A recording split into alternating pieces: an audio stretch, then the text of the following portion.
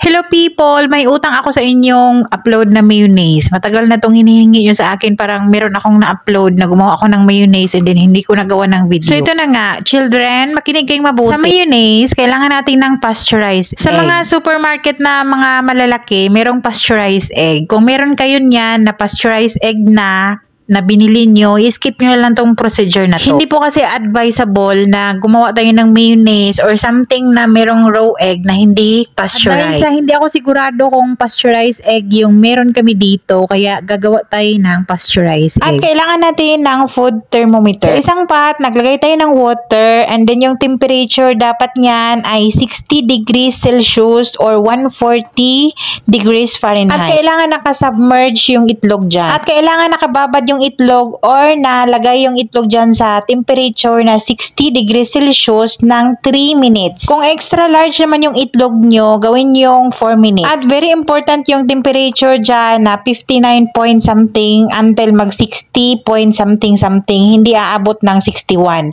Ang gagawin nyo dyan kasi aakyat yung temperature natin dyan. Ang gagawin nyo, mag-add lang kayo ng malamig na tubig. Napaka-importante din yung exact minutes. 3 minutes lang talaga yan in 60 degrees Celsius or 140 degrees Fahrenheit.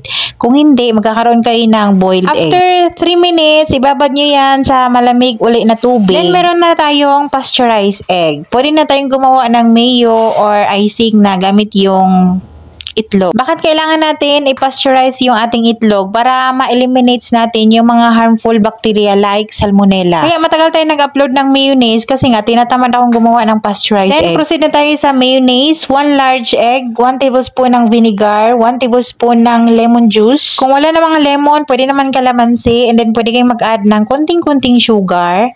And then naglagay ako ng mustard, mga 1 teaspoon. Optional naman yun. And then naglagay ako ng half teaspoon din ng salt.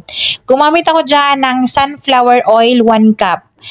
In 1 egg na large, 1 cup na oil yung gagamitin natin pag gumawa tayo ng mayo. Then I suggest na gumamit kayo ng immersion blender kagaya ng nandyan sa video na ginamit ko.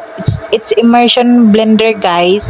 Yung regular blender kasi kailangan dahan-dahanin nyo yung paglagay ng oil. Blend lang yan, mga less than a minute, meron na kayong mayonnaise. At meron namang magre-react dyan na 1 cup talaga na oil. Yes po, 1 cup talaga na oil. Hindi nyo alam yung kinakain yung mayonnaise. Ganun talaga yan. It's not healthy talaga, kaya wag nyo imukbang yung mayonnaise. Kung gusto nyo naman ng healthy na mayonnaise, di gumamit kayo ng olive oil, avocado oil, pero asahan nyo yung lasa. Meron talagang aftertaste. So, this is plain mayonnaise. Meron na tayong upload na QP Mayo. I-search nyo na lang, please.